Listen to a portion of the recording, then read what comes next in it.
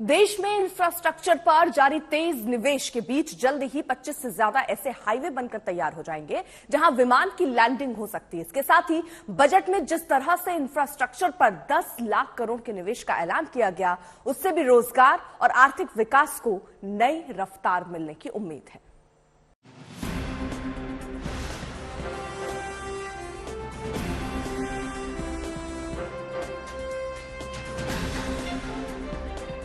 देश का इंफ्रास्ट्रक्चर सुधारने पर सरकार का पूरा फोकस है, लेकिन सुनने में भारी भरकम लगने वाला ये शब्द कैसे देश की शक्ल सूरत बदल सकता है, इसका अनुमान चंद बदलावों को जानकर लगाया जा सकता है। दरअसल इंफ्रास्ट्रक्चर पर पैसे खर्च करके सरकार देश में 26 ऐसी सड़कें बना रही है जहां हवाई जहाज उतर सकेंगे। देश के विकास के लिए वाटर पावर, ट्रांसपोर्ट, इंफ्रास्ट्रक्चर और कम्युनिकेशन बहुत जरूरी है, जो इंफ्रास्ट्रक्चर पर निवेश से विकसित होगा।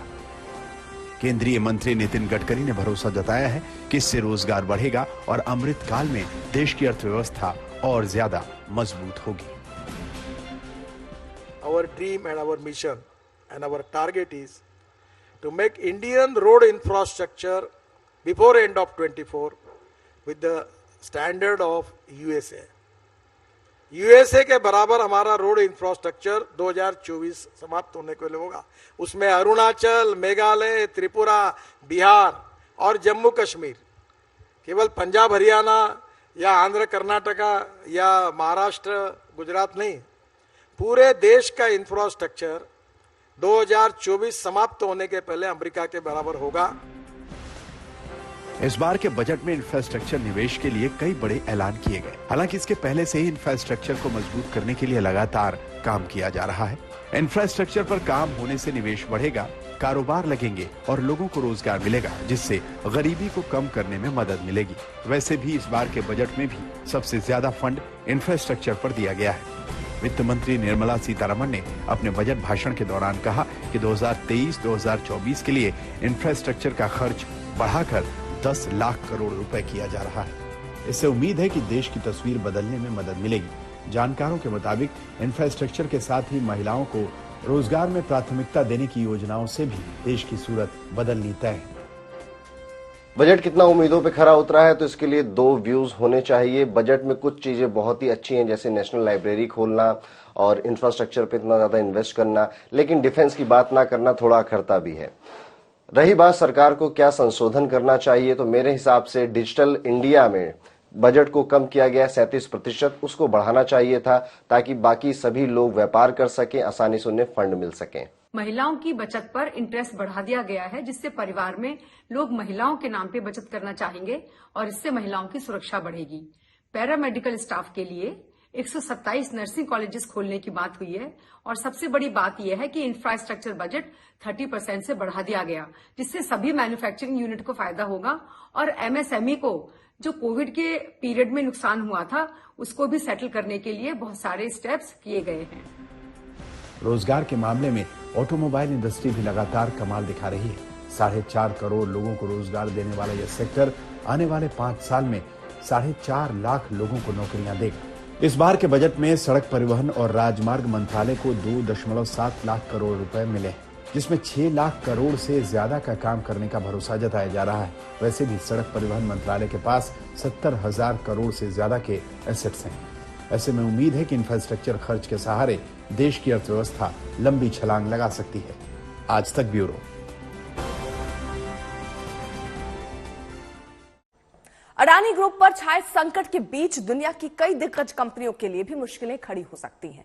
इन कंपनियों का अडानी समूह में भारी भरकम निवेश है। इसमें वॉलमार्ट से लेकर मलेशिया के विल्मर ग्रुप तक कई बड़े कारोबारी घराने शामिल हैं। लेकिन अभी इन साझेदारों ने अडानी समूह पर इस मुश्किल से उबरने का भरोसा जताया है।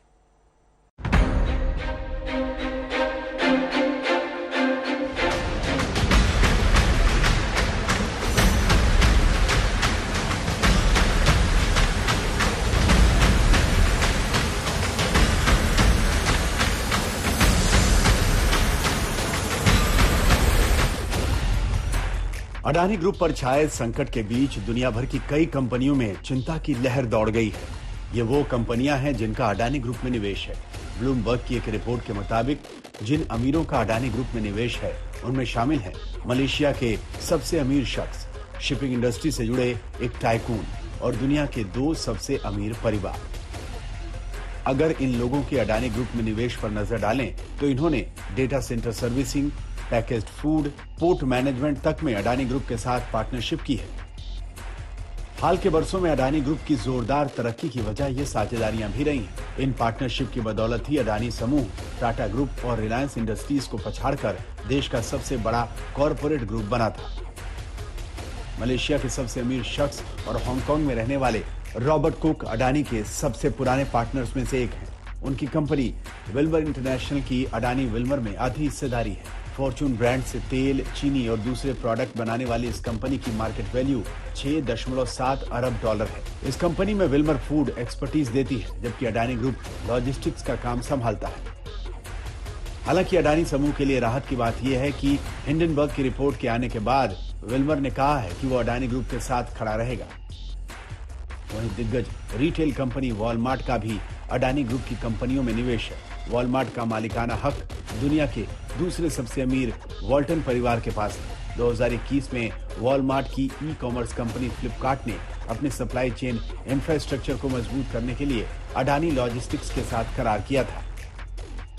अडानी ग्रुप मुंबई में एक डेटा सेंटर बना रहा है और इसका एक हिस्सा फ्लिपकार्ट को लीज पर दिया जाना है। इस पार्टनरशिप में 2500 लोगों को रोजगार मिलने का दावा किया जा रहा है।